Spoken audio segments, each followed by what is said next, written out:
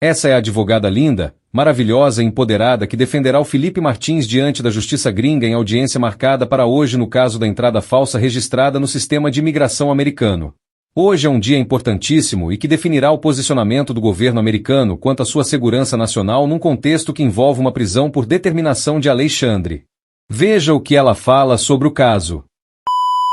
Meu nome é Ana Bárbara, sou advogada de imigração aqui nos Estados Unidos e represento o Felipe Martins no caso que envolve o registro falso de entrada no sistema migratório norte-americano. Nessa quarta-feira, vou participar de uma audiência convocada pelo juiz federal Gregory Presnell, ao lado do colega Raul Torrão, que também atua no caso junto comigo. A audiência tem como objetivo discutir os aspectos processuais e as implicações do caso, além de eventualmente avaliar uma proposta de conciliação por parte do Departamento de Segurança Interna dos Estados Unidos e do CBP, que é a agência responsável pelo controle de fronteiras nos Estados Unidos. O que está em jogo aqui vai muito além de uma simples correção documental.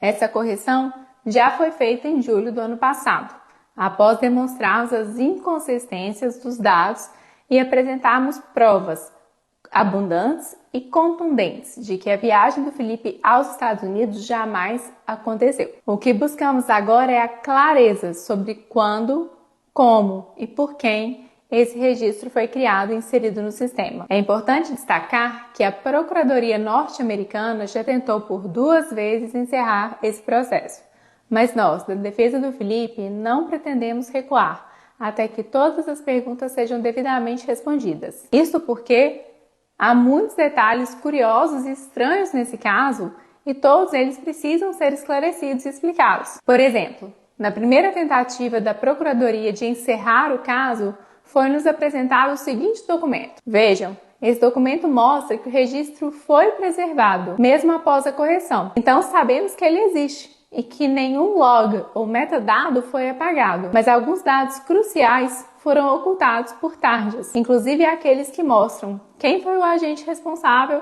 e qual foi a data de criação do documento. Para que vocês entendam melhor por que precisamos dessas informações, eu vou voltar um pouco no tempo. Em abril de 2024, quando o Felipe estava preso e eu fui procurada para assumir o caso nos Estados Unidos, a minha primeira ação foi de solicitar o documento que de fato poderia esclarecer qual foi a última entrada dele nos Estados Unidos, o chamado I-94, que é emitido pelo CBP no momento que o viajante ingressa nos Estados Unidos. Naquele momento, o Felipe tinha sido preso por ordem do ministro Alexandre de Moraes sob a alegação de que ele teria viajado nos Estados Unidos no dia 30 de dezembro de 2022. Os advogados dele no Brasil apresentaram provas de que essa viagem nunca havia ocorrido, incluindo passagens de voos domésticos que demonstram sua permanência em território nacional naquela data. Em março, a própria Procuradoria-Geral da República pediu a sua soltura, reconhecendo que não havia nenhuma evidência de que ele tivesse deixado o país. Mas ao invés de soltá-lo,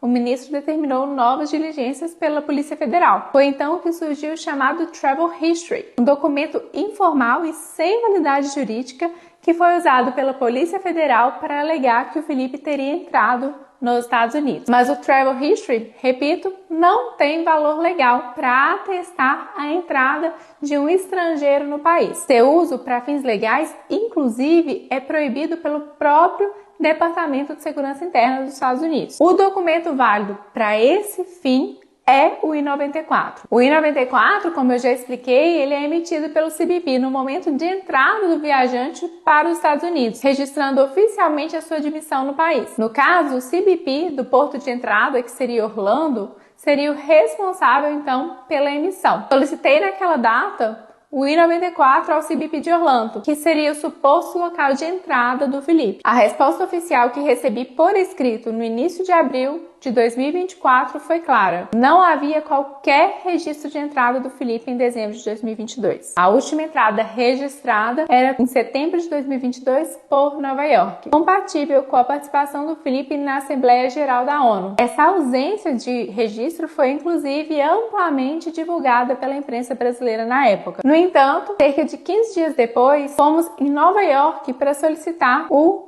I-94 emitido por lá, para confirmar a entrada em setembro de 2022. E fomos surpreendidos com a informação de que então constava uma entrada por Orlando. Para explicar o I-94, ele atesta a última entrada. O que poderia então ter mudado nesse curto intervalo de tempo? Retornamos então ao CBP de Orlando, foi quando tivemos acesso a um novo I-94, que não existia na nossa consulta anterior e que apresentava 3 erros graves. O primeiro deles, o nome do Felipe estava grafado incorretamente. Estava Felipe com E e não com I, como deveria ser. O segundo deles é que tinha uma classe de vistos diferente da utilizada por ele. Na época, o Felipe possuía apenas o visto G, mas o sistema apresentava um visto de classe A2, o que estava incorreto. E o mais grave, número 3. O número do passaporte no I-94 pertencia a um passaporte que havia sido perdido e cancelado quase 2 anos antes da suposta viagem. Fato que é comprovado, inclusive, por boletim de ocorrência. Após árduos processos de diligências internas junto ao Departamento de Segurança Interna, que é o responsável pelo CBP, conseguimos remover esse registro. Contudo, mesmo após conseguirmos a correção,